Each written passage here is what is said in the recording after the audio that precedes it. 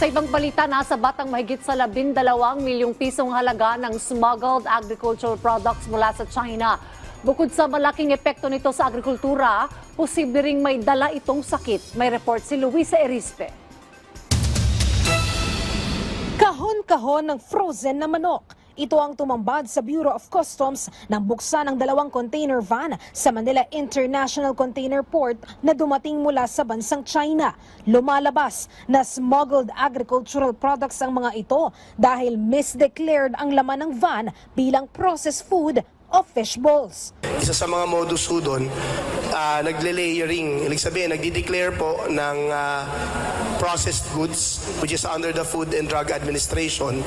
Tapos sa likod po nun, kahalo po, majority ng laman ng mga containers, tulad po sa iniimbestigahan ni Senator Pangilinan, mga smuggled agricultural products. Itong 2 container na to, naglalaman ng smuggled agricultural product. Ayon sa BOC, 5,300 na kahon dapat ito na puro fishball, pero lumabas na 240 na kahon lang dito ang fishball ang laman at puro frozen chicken breast na ang iba.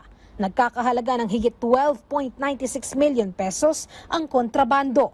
Tukoy na naman umano ng BOC, sino ang consignee nito o dapat tatanggap ng laman ng container vans. Kakasuhan ng Bureau ang nasa likod nito at tinutuntun na kung may mga kasunod pang shipment kagaya nito mula sa China. Ito po ay galing China.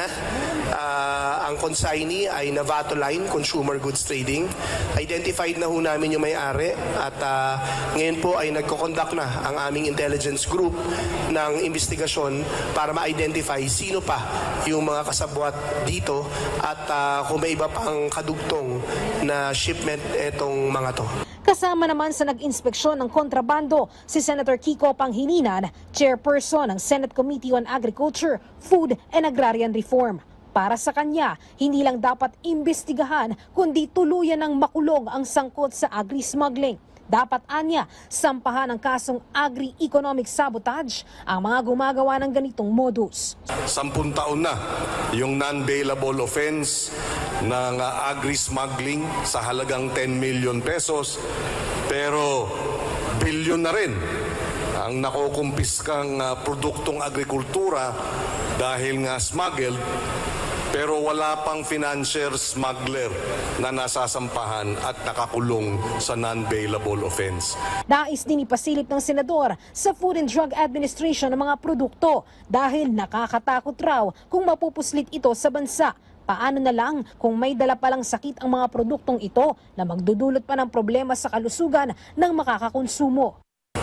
So may circumstantial evidence na merong sindikatong Chinese na nag-ooperate sa ating bansa na nagpapasok ng ganitong klaseng unfit for human consumption at pinasmuggle.